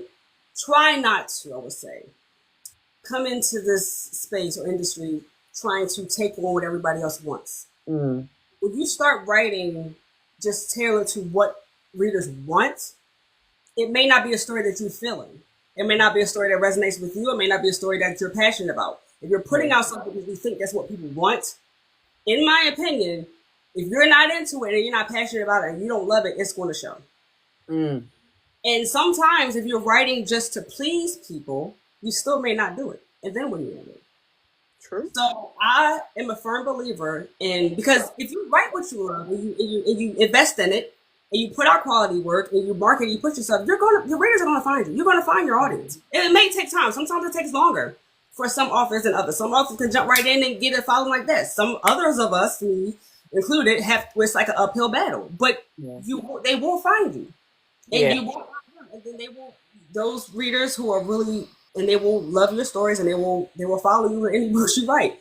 So Yeah. to say that, I would say focus on what this writing the stories that you want.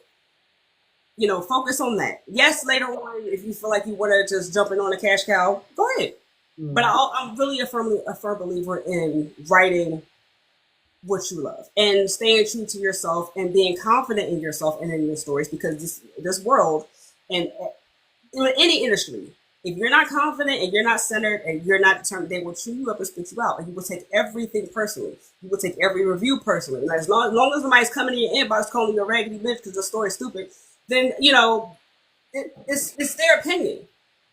It's their opinion. Just don't bring it. Don't bring it to them. Now again, if somebody came in the inbox or emailed you and said you a dumbass bitch for writing a story, that's one thing.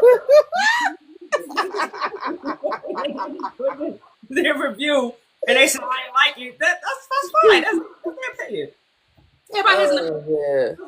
be centered, be confident, write what you love, protect your work, copyright your shit, um, copyright your work, do your research, especially in this independent industry. There's a lot of scams out here. There's a lot of people taking advantage. There's a lot of vanity publishers. Do your research with everything, from editors to cover designers, everything. Do your research, protect your work, buy your own ISBNs. I understand the free ones are tempting, but I promise you'll do better buying them. Write what you love and invest in, like, and when I say invest put your all into it. I would say Yeah. put your all. I know things are expensive. Trust me. Jesus Christ. That's the part about being independent. That's why you have to research that too. You have to understand you're doing everything. Yeah.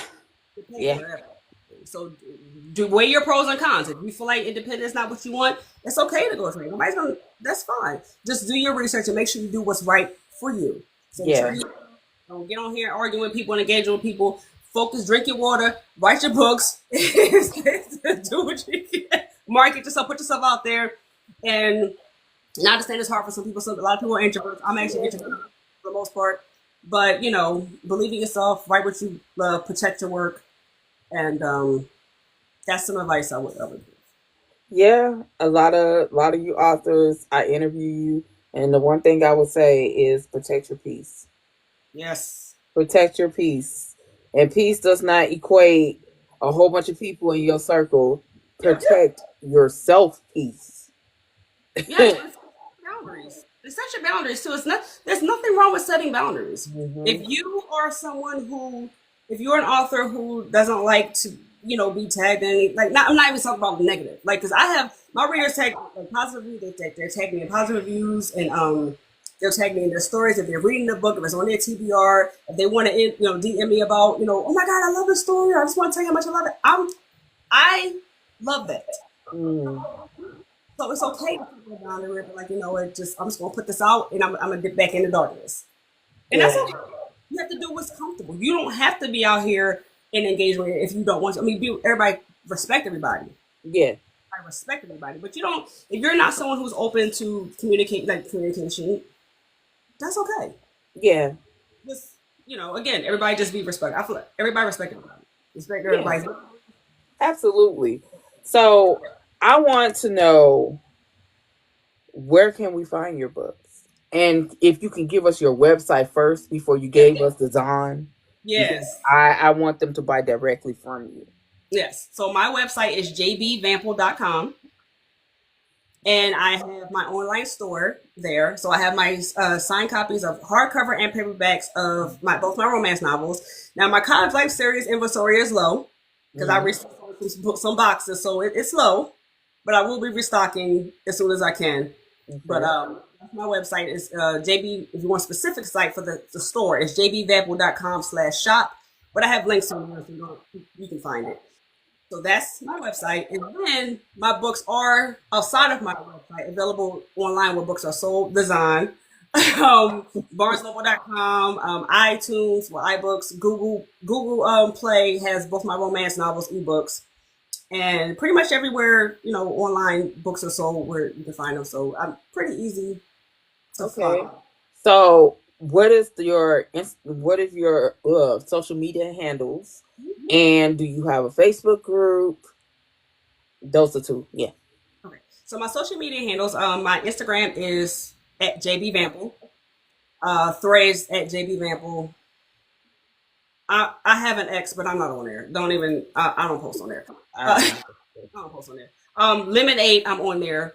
The same handle as TikTok, which I think is j.b._Vample. For some reason, I couldn't do it all in one word. But your name is unique. I don't see how that's.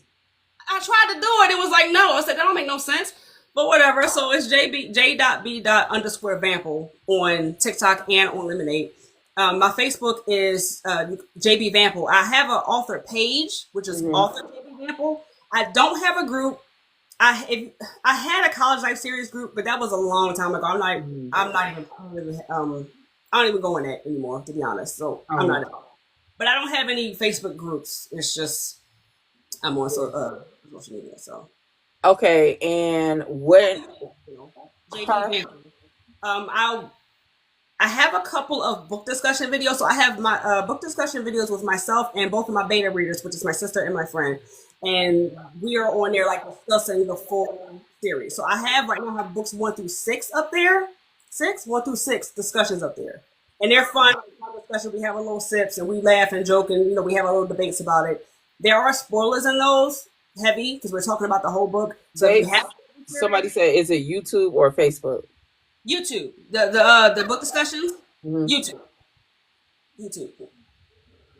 And it's JB Vample is YouTube channel. So yeah, just if you haven't read the series, if you don't care about spoilers, cool, but there's spoilers in there. So I have books 1 through 6 discussions up there, and I do plan on doing more long form videos and more discussion videos and things of that nature in the future. But right now, that's what's up there. Okay. And where are you going to be outside? So I'll be at the Black Romance Book Fest in May. I'll be there. I will be at, I believe, the Boozy Book Tour in Arlington. I'll be there. And as of right now, I believe I'll be at the Rights Women Book Fest. I feel like I have to check the date on that. But that's so far what I'll be doing. I will be adding more to my calendar at some point. I hope you come to Vegas. Our event we're having in Vegas. It's going to be at the Caesar's Palace. It's the Melanin Ball, the second Melanin Ball. And it will be a pajama jam, but we're having the book signing. We're having a dinner. It's like a 3-day event though. It's in Vegas. First night, movies. We rented out a movie theater so we can watch House Party 2. Oh, okay. And then we're gonna play laser tag and bowl. And then the next day, we're going to have the book signing, which is the Melanated Culture, is all Black authors. Mhm. Then later on that evening will be the award show, where authors will receive the awards for who they vote for next year. Mhm. And then it will be the Melanin Ball, but the Melanin Ball is going to be pajamas. It'll be a pajama jam. Oh, that's cute. Music, 80 in the 80s, early 90s music only. Okay. Um, like this year is in Tulsa and it's 1920s Harlem Nights. Okay. So everybody's dressing up like Harlem Nights theme. This Las Vegas is gonna be pajama jam, and then a year after that, the 2027 is going to be black exploitation film. So you'll be dressing up as Foxy Brown, fuzzy hair. So Okay. yeah. So I hope you do come to one of our melanin balls, because I do think you have a lot of people who would love to read your book. I know it's a lot of people that I know that read young adult and new adult only. Mm, So I'm just saying. I will try. I will try my best. And Okay. also, I know you said something about film. I would love to see your books in film. There is a indie movie company called Rowdy Gunshy Productions. They are getting authors, indie authors, submit your books to be turned into script for a movie. No charge of the authors. Hmm. It's just crowdfunding from the readers. Okay. I can look into it. Actually, I started. I actually started the process of. I'm only like I want to say 19 pages in. We're trying to turn one of my at least my first romance novel into a screenplay. Mm. Handed that, uh, and eventually I will work my way to the series. I feel like doing the full length first for me might be easier because with the series I have to turn it into episodes. So that's going to be trying to. But I'm learning the screenwriting process. It's a lot to learn, and it's intriguing to learn because it's so different than writing an actual novel. Like actually doing it, like going Mhm. from a novel to putting the screenplay, the rules and stuff on screen. I'm like, damn, that's a lot of. But it's like Yeah. it's so interesting. So I'm really excited to learn the process. So I actually kind of started it because I'm a big thing of believe it or not, I'm not gonna wait for anybody. I know there are two black women, so I know they're doing, what is it, web series? What's Well, they're doing turning things into indie films, web series, and some will go to the Issa Rae movie competition or indie movie competition. So they want to work only with black indie authors to nice? try to get them into film festivals and stuff like that. So Oh, nice. What is that again? Rowdy, I'll send it to you in the DM. It's Rowdy Okay. Gunshy Film Productions. Okay. They've been having submissions since earlier this year for shoot. They were telling authors, hey, submit your stuff because next year we're going to go full steam ahead with this stuff. Because I know the first one they're doing is Rowdy Ruski's contemporary romance called The Assignment. They're Mhm. gonna put that out like a movie. They're gonna put it out with a whole opening night type movie theater type thing. So Nice. Okay. yeah. So I just want to say I appreciate you for coming on and speaking with me. Um and I hope that I'm not too broke in Arlington because I plan on buying everybody's books. But the way Arlington is starting to shape up, it might be that I'm just gonna have to pick and choose. I understand. Sometimes it's like that. Sometimes you have so many. Some events have so many authors, and it's like it's so hard. Like you want to get everything from everybody. That you want to support everybody. I understand because it's like all right now. There's only so much, especially if you're flying. Especially if you're flying, it's like oh god, there's only so much I can carry. Yeah, I'm flying. I might take a train just so I can, because I'm not driving. I refuse. So Now I'm in Philly, so I actually Arlington, West Virginia. I will be. How far is Arlington from? I gotta find that out. If it's more than 4.5 hours, I'm no. But um, yeah, I I'll be driving. I will be. I mean, the way the plane situation is going lately, I think I'm gonna take the train. Yeah. Yeah, but I know you're gonna be there, and I know E Bowser is gonna be there. Um, there's a few officers. Jesus, this is why I can't keep money in my pocket. Y'all, the reason I can't, because my husband was just saying when we was at the bookstore earlier today, he's like, "This is a goddamn shame." When we went to the counter, he said, "This is a goddamn shame." I don't think it should count when it comes to books because you know what? Books can be very educational. I feel like books are an investment. So I feel like men who Because he was looking at that total, he said, "It don't make no sense." He was looking at my daughter and me. He was like, "This don't make this is just ridiculous." I've had book signings and like especially with the college life series, and I've had like teenagers, and they're like, "Mom, can I get this book?" And they're like, "I said we will buy nothing," and I'm looking like not looking like, but I'm like, you know, books are always the best. You should be happy that your child is reading. I had you should be. Listen. It's hard to find a teenager reading nowadays because I'm not going to read nothing. Like you should be happy. I think my husband is just like between me and my daughter. See, my son, he's not into reading unless it's comic books. But my daughter, he's like, and she's in college, and he just be like, this don't make. I'm gonna sit in the car from now on out. This don't make no fucking sense. It's easy to rack up money at the bookstore. We did today. Yeah. Cause she likes classic books. I'm talking about Shakespeare.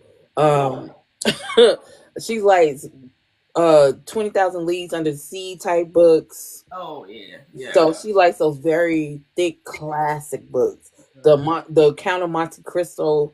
That's what she likes to read. Then you have me, who likes sci-fi, fantasy, and then romance. And he's just like, what the fuck? And I read graphic novels, and those motherfuckers ain't cheap.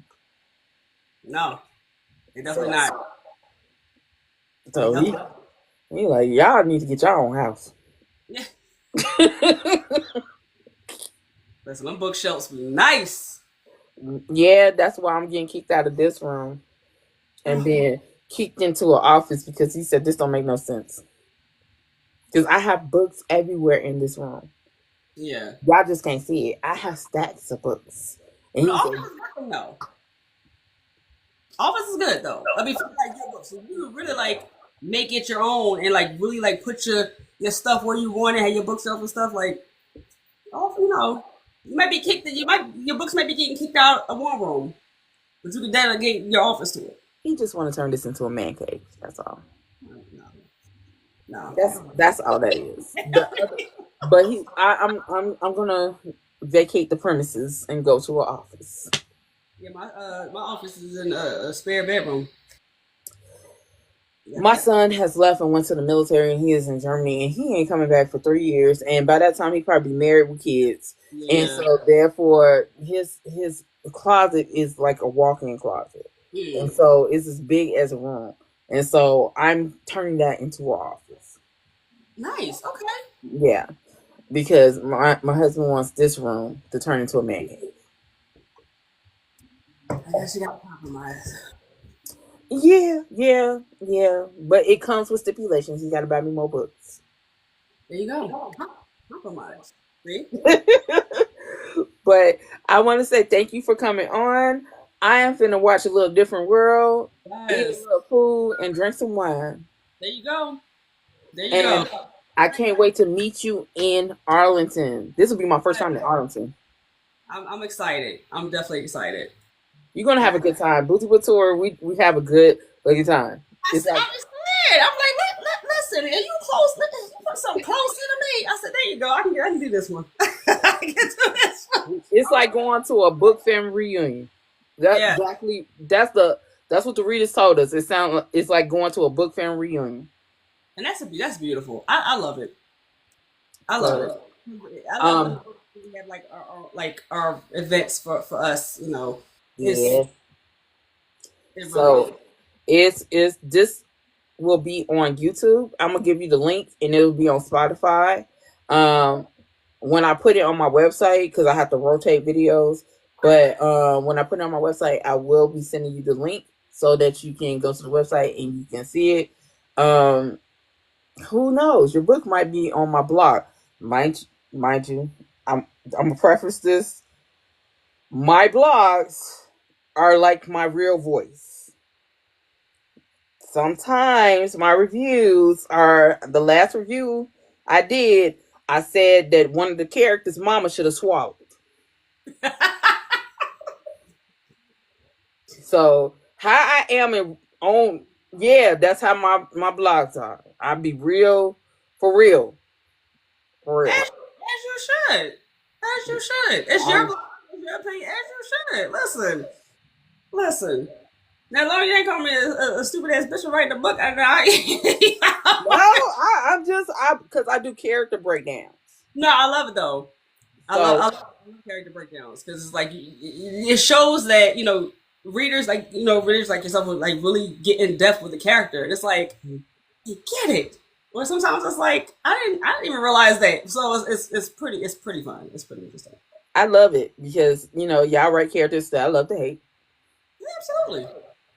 So I have to write about them and be saying stuff like that. And that's okay. I have quite a few characters, side characters, antagonists that you may want to punch in the mouth, and I'm okay with that because I want to punch them in the mouth. I'm scared. I just bought your book. Oh, really?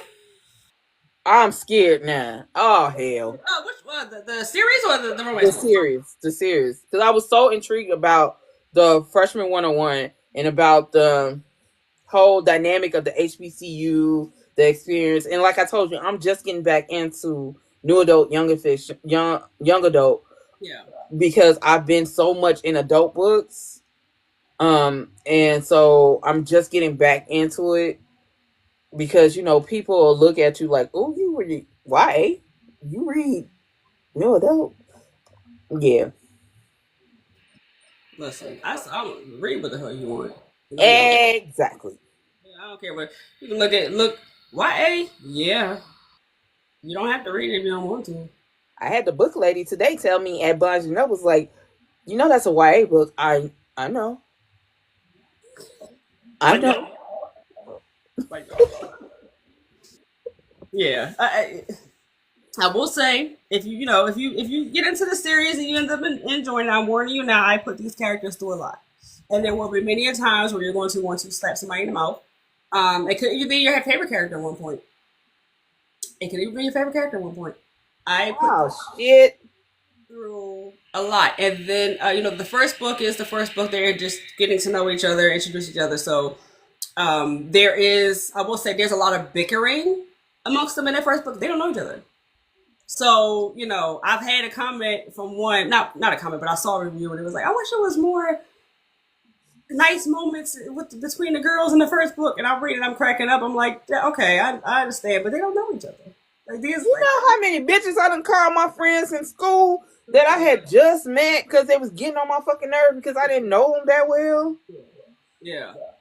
But it's just exactly. So, and then you start to see in that book why one of the main characters, why she is. You start to see it in like with her dynamic with her mother and things of that nature. So yeah, and in each book something else unfolds. Each book I put them through another something else, and everything connects to the next one. And some things I may touch on, and maybe like book one or two that may not resurface again until three or four.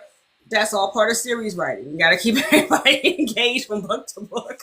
So I can't wait. I can't wait. Okay, okay. And I like long books, so you right up my alley. and I'm telling you now, books. I'm looking at book 8, 9 right now.